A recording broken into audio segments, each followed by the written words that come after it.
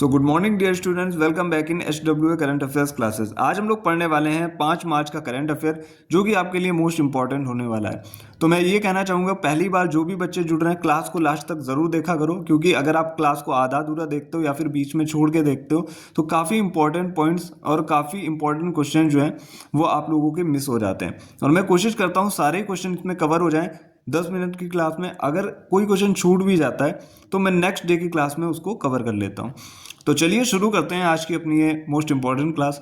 पहला क्वेश्चन आपके सामने है, हाल ही में किस उपग्रह ने सोलर फ्लेयर और कर्नेल की पहली तस्वीर ली है? तो आपको पता होगा कि सूर्य से संबंधित एक मिशन था आदित्य L1। तो अभी इसने सोलर फ्लेयर और कर्नेल की पहली तस्वीर ली है। अब जान लेते हैं कि सोलर फ्लेयर क्या है। तो सूर्य के वायुमंडल में बहुत शक्तिशाली चुंबकीय क्षेत्र होता है। कभी कभी यह चुंबकीय क्षेत्र अचानक से टूट जाता है या फिर बदल जाता है। इससे ऊर्जा का एक बड़ा विस्फोट होता है, इसे कहते हैं सोलर फ्लेयर। अब आपको समझ आ गया होगा। और कर्नेल किसे कहते हैं? जब सोलर फ्लेयर में विस्फोट होता है या फिर ये फटता है तो इसी घटना को कर्नेल कहते हैं। अब बात हुई है आदित्य L1 की, तो इसके विषय में भी जानना बहुत ज़रूरी होता है। आदित्य L1 क्या है? ये भारत का पहला सूर्य मिशन है। क्वेश्चन अगर आता है भारत का पहला सूर्य मिशन कौन सा है, तो आपको टिक करना है आदित्य L1। और इसे किस रॉकेट से लॉन्च किया गया था? PSLV C57। किस स्थान से लॉन्च किया गया था? सतीश धवन अंतरिक्ष केंद्र से इसको लॉन्च किया गया था। और इसमें प्रधान वैज्ञानिक कौन थे? डॉक्टर शंकर सुब्रमण्यम थे। और प्रोजेक्ट डायरेक्टर कौन है? तो ये निगार शाजी हैं। और ये अभी BPSC ट्री 2.0 में ये क्वेश्चन आ चुका है। तो आप लोग देख पा रहे होंगे कि एग्जामिनर क्या चीज़ें पूछ रहा है। तो इससे रिलेटेड जितनी भी चीज़ें हैं वो भी आपको आनी चाहिए। तो ये था हमारा क्वेश्चन नंबर फर्स्ट। अब हम चलते हैं क्वेश्चन नंबर सेकंड की तरफ। तो क्वेश्चन नंबर सेकंड आपके सामने है, हाल ही में कारपोरेट बॉन्ड मार्केट को सरल और सुगम बनाने के लिए बॉन्ड सेंट्रल पोर्टल किसने लॉन्च किया? तो ये लॉन्च किया सेबी ने। तो इसका उद्देश्य क्या है कि कारपोरेट मार्केट में ट्रांसपेरेंसी को बढ़ावा देना। बात हुई है सेबी की, तो सेबी की फुल फॉर्म होती है security and exchange board of India.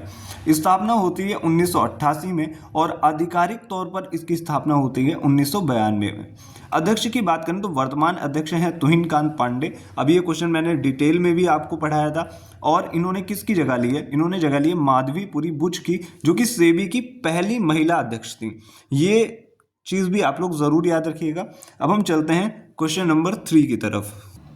Question number 3 आपके सामने है, हाल ही में भारत का पहला विश्व शांति केंद्र कहाँ स्थापित किया गया? तो इसकी स्थापना हुई है गुरुग्राम में। अब बात करते हैं, अगला क्वेश्चन है फोर्थ क्वेश्चन, हाल ही में उरुग्वे के राष्ट्रपति के रूप में किसने शपथ ली है? तो ये बने हैं यमांदू ओरसी। उरुग्वे की बात करें तो यहाँ की कैपिटल है मोंटेविडियो और करेंसी है पेसो उरुग्वे। चलते हैं नेक्स्ट पेज की तरफ। तो हम लोग आ चुके हैं नेक्स्ट पेज पे। डिस्कस कर लेते हैं क्वेश्चन नंबर 5। हाल ही में 26वीं नवरत्न कंपनी कौन सी बनी है? तो देखिए, नवरत्न और महारत्न कंपनी अलग अलग हैं, मैंने नवरत्न की बात की हुई है। तो 26वीं नवरत्न कंपनी कौन सी बनी है? तो बात कर लेते हैं, वो बनी है IRFC। इसकी फुल फॉर्म होती है Indian railway finance corporation. 26 number की है। अगर आपसे क्वेश्चन पूछ लिया जाता जस्ट इससे पीछे कौन थी, मतलब 25th नंबर की कौन थी? Indian railway catering and tourism corporation. ये आप लोग जरूर याद रखिएगा। और एक क्वेश्चन और भी आ सकता है कि अभी नवरत्न कंपनियों की कुल संख्या कितनी हो गई है? तो हो गई है 26। अब हम बात करते हैं महारत्न कंपनी की। क्वेश्चन यहां से भी आ सकता है कि कुल महारत्न कंपनियों की संख्या कितनी है? तो वो है 14। और 14वीं महारत्न कंपनी कौन सी है? HAL, मतलब हिंदुस्तान एरोनॉटिक्स लिमिटेड, जिसकी स्थापना होती है, स्थापना नहीं कि ये कब घोषित की गई थी? तो 13 अक्टूबर 2024 को HAL 14वीं महारत्न कंपनी घोषित की गई थी।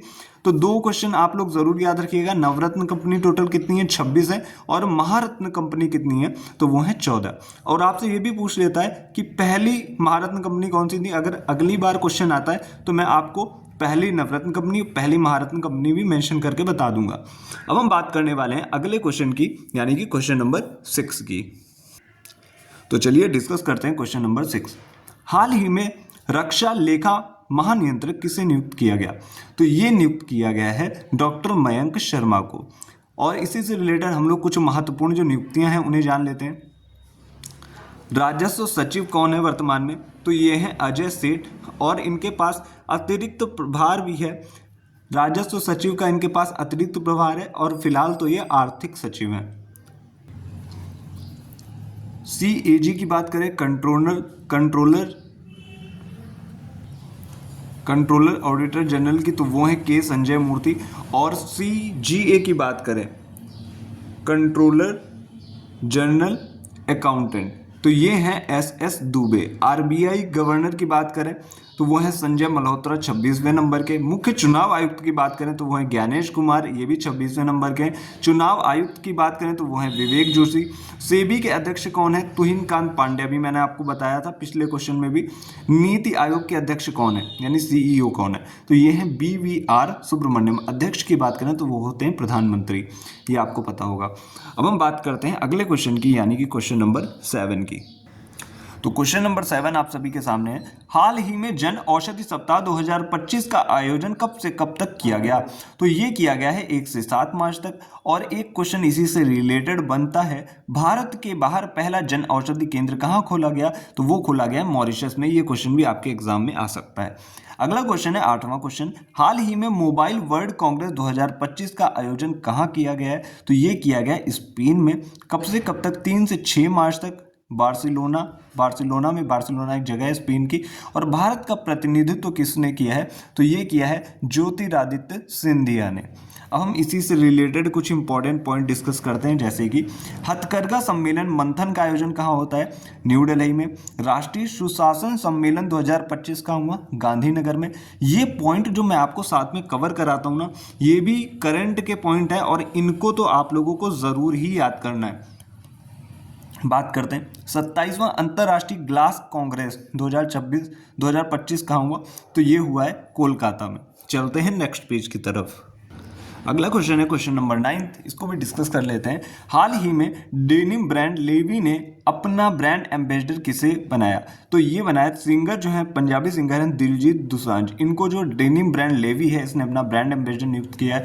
अब हम बात कर लेते हैं कुछ महत्वपूर्ण ब्रांड एम्बेसडर्स की, जिनसे रिलेटेड क्वेश्चन अक्सर एग्जाम में पूछे जाते हैं। सोनू सूद की बात करें तो वो थाईलैंड के ब्रांड एम्बेसडर बने।